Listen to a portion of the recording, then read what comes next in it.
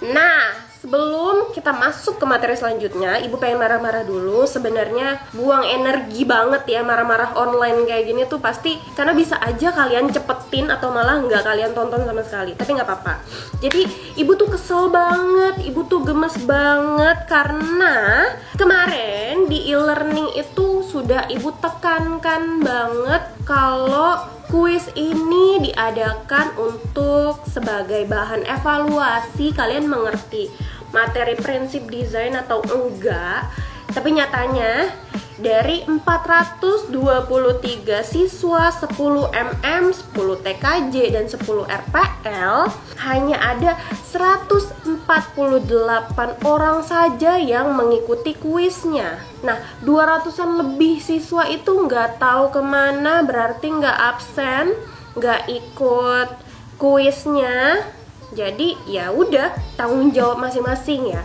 Jadi kalian sendiri yang nggak dapet nilainya, kalian sendiri yang rugi. Jadi ya udah, kalian harus belajar bertanggung jawab sama apa yang sudah kalian lakukan, oke? Ibu harap kedepannya kalian lebih bertanggung jawab lagi. Karena biarpun kita belajarnya jarak jauh, tapi tanggung jawab dan peranan dan fungsi kalian itu tetap sama.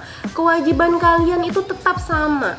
Harus belajar, nak. Ya, materi sudah disiapkan. Kalian tinggal nonton, tinggal dipahami, tinggal mengerjakan tugasnya. Gitu aja kok susah banget gitu.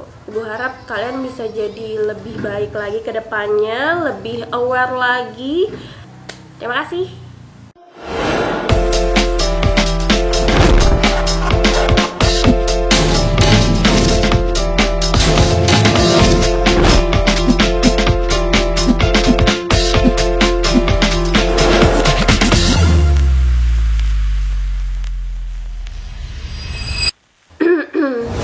Selamat datang di episode ke-7 kelas online dasar desain grafis. Nah, sekarang kita sudah memasuki bab keempat, yaitu materinya tentang format gambar dan cara men-scan. Jadi sebelum dengerin Ibu ngomong, kalian bisa siapin dulu LKS-nya, buku paket, buku catatan. Jadi sambil dengerin Ibu ngomong, kalian bisa tandain tuh bagian-bagian yang penting. Kalian bisa catat di buku catatan mana poin-poin yang kalian rasa perlu untuk dicatat dan harus diingat lagi atau bisa dibaca-baca lagi di kemudian hari. Gitu ya nak ya. Nah, jadi materi kita kali ini adalah, pertama kita akan bahas dulu yang namanya format gambar. Apa sih format gambar? Bagi kalian yang sudah mengetahui format gambar ya udah bagus ya. Tapi bagi yang belum mengetahui, jadi format gambar itu adalah sama juga seperti format dokumen. Nah, biasanya kalau format dokumen itu, misalnya nih kamu bikin tugas pakai Microsoft Word, ya, kamu bikin tugas pakai Microsoft Word atau Microsoft Excel atau Microsoft PowerPoint. Nah, abis itu tugasnya kalian simpen tuh. Tugasnya kalian simpen dengan nama tugas misalnya. Kalian simpen. Nah, pasti hasil dokumennya itu yang telah kalian simpen, nama filenya akan jadi tugas.docx kalau kalian pakai Microsoft Word, atau jadi tugas.xls kalau pakai Microsoft Excel, atau kalau misalnya pakai Microsoft PowerPoint bisa jadi namanya itu tugas.ppt. Itu adalah format dokumen ya. Nah, format gambar mirip juga kayak gitu, sama. Jadi format gambar itu gampangnya bisa dilihat di akhir nama sebuah gambar, sebuah file gambar. Kalau kalian penasaran contohnya, kalian bisa buka galeri, kalian lihat nama salah satu foto kalian, pasti ada bla bla bla .jpg misalnya kayak gitu, atau bla bla bla .png misalnya. Nah, itu JPG dan PNG ini adalah format gambar, contoh dari format gambar. Nah, sampai situ clear ya, paham ya? Panas. Tapi ganggu gak kalau ini? Nah, jadi itu adalah format gambar. Nah, sebelum kita bahas satu persatu jenis-jenis format gambar, kita bahas dulu jenis gambarnya. Nah, jadi dalam desain grafis jenis gambar itu terbagi menjadi dua. Yang pertama adalah gambar vektor, yang kedua adalah gambar bitmap. Nah, mungkin kalau kalian lihat dua gambar ini terlihat sama atau mirip, kayaknya sama aja deh. Apa bedanya Bu gitu? Tapi yang membedakan dari kedua gambar ini adalah susunan gambarnya. Ya, kalau yang ada di sisi kanan ibu ini adalah gambar vektor. Gambar vektor adalah sebuah gambar yang tersusun dari susunan garis atau kurva dengan perhitungan matematis. Itu adalah gambar vektor.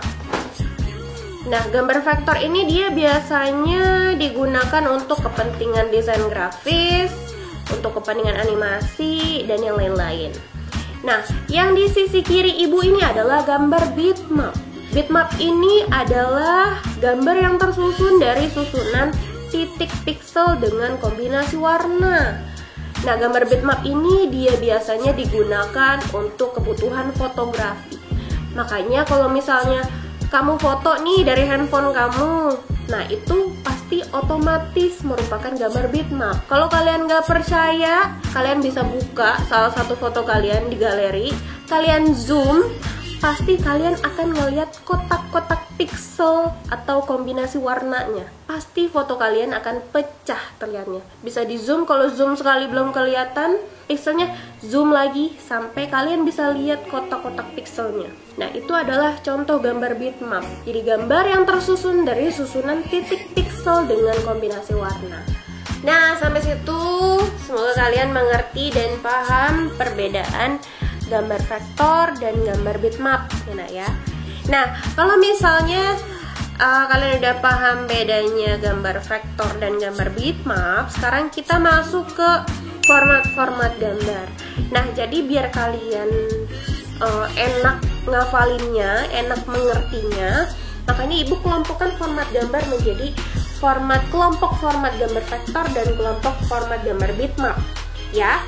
Nah, pertama kita bahas dulu kelompok format gambar vektor. Nah, jadi format gambar itu sebenarnya jenisnya banyak banget ya nak ya. Jenisnya banyak banget, bisa ratusan atau bahkan lebih. Tapi biar kalian nggak pusing, kita akan bahas beberapa aja yang paling umum, yang paling sering digunakan. Yang penting kalian paham dulu jenis-jenis format gambar itu seperti apa, ya. Nah, format gambar yang dari kelompok yang pertama, kelompok gambar vektor adalah ada yang namanya AI dan CDR, ya.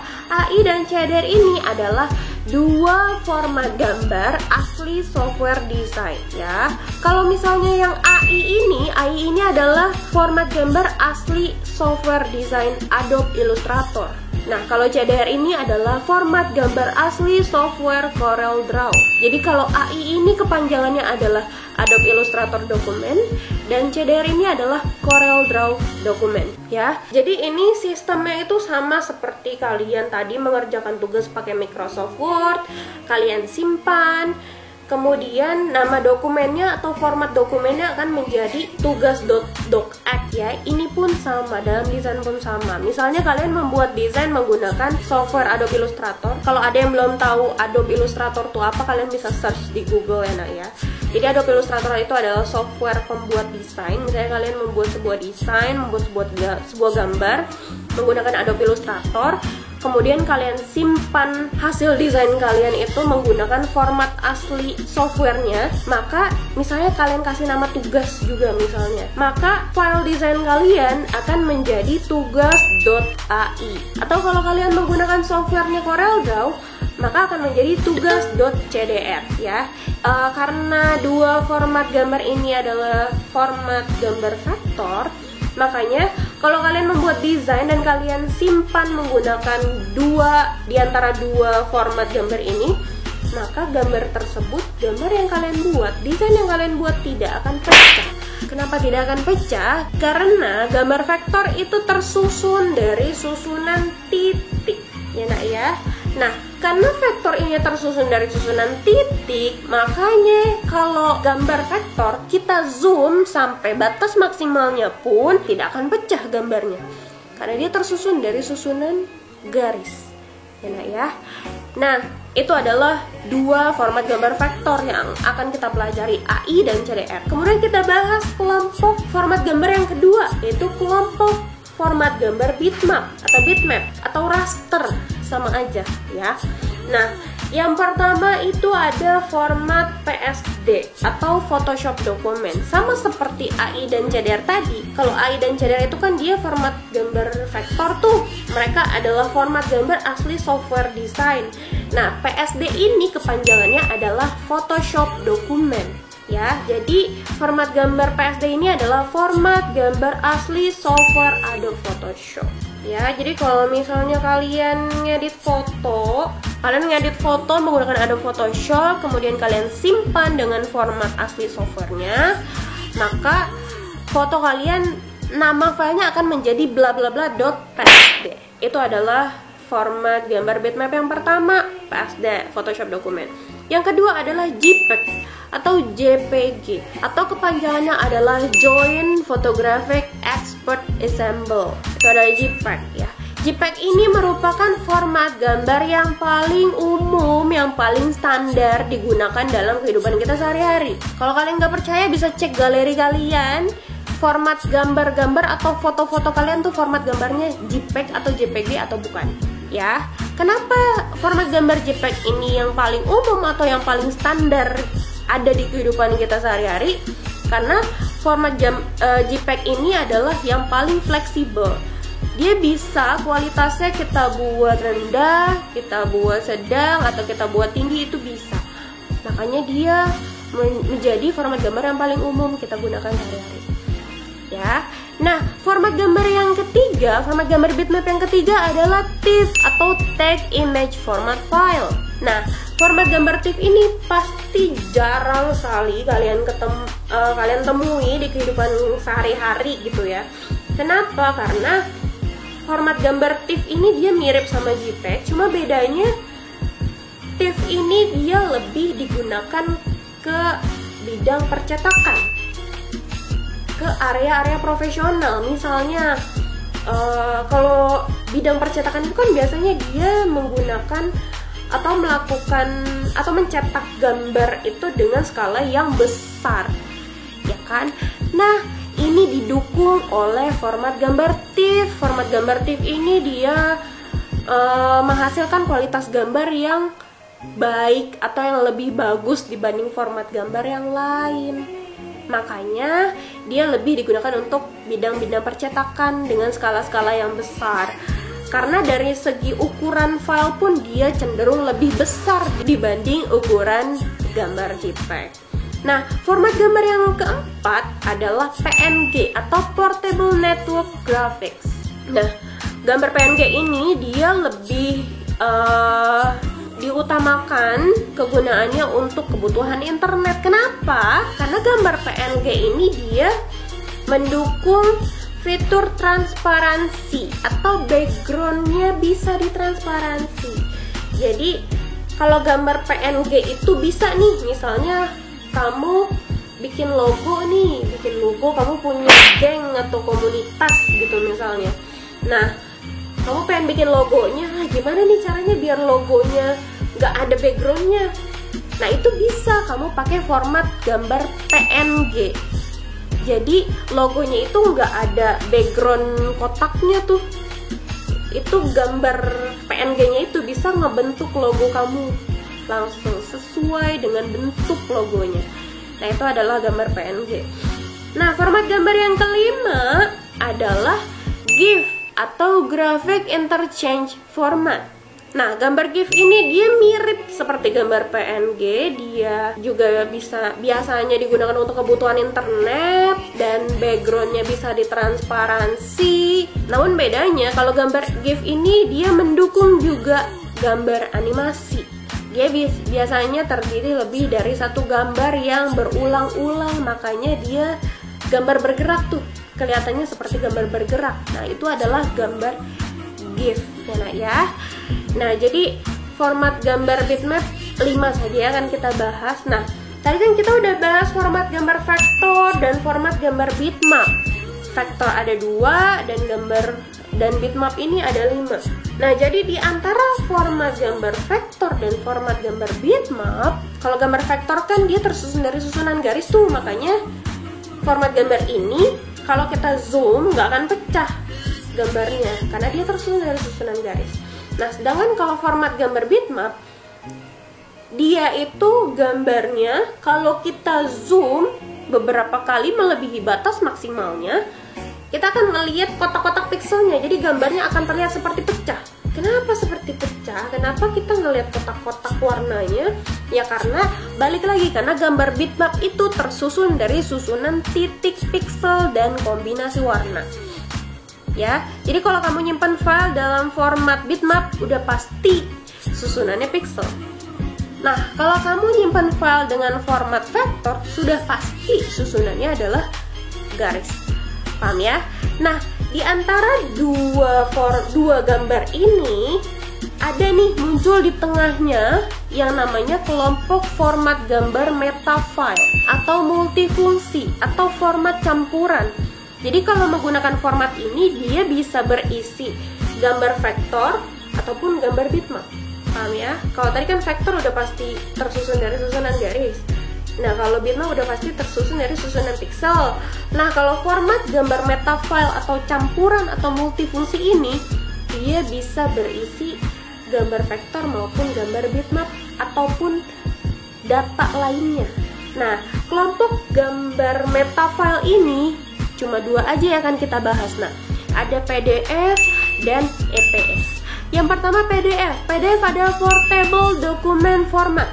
Nah, EPS adalah Encapsulate PostScript.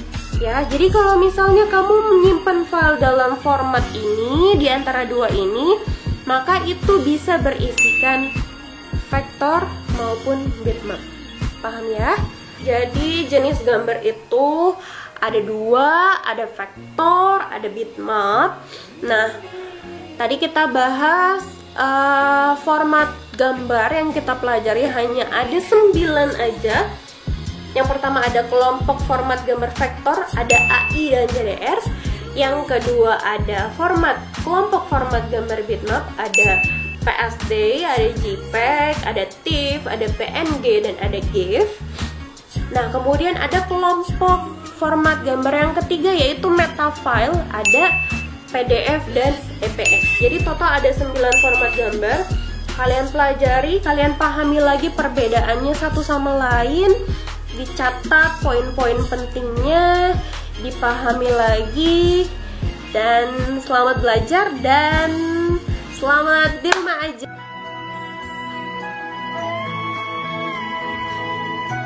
Ada tugas. Nah, jadi kalian dapat tugas dari ibu ya. Kalian harus buat karakter animasi kalian sendiri, bebas. Mau karakter manusia, mau hewan, mau tanaman, mau benda, boleh. Tapi kalian dilarang keras mencuri, menjiplak, ataupun meniru karakter animasi yang sudah ada.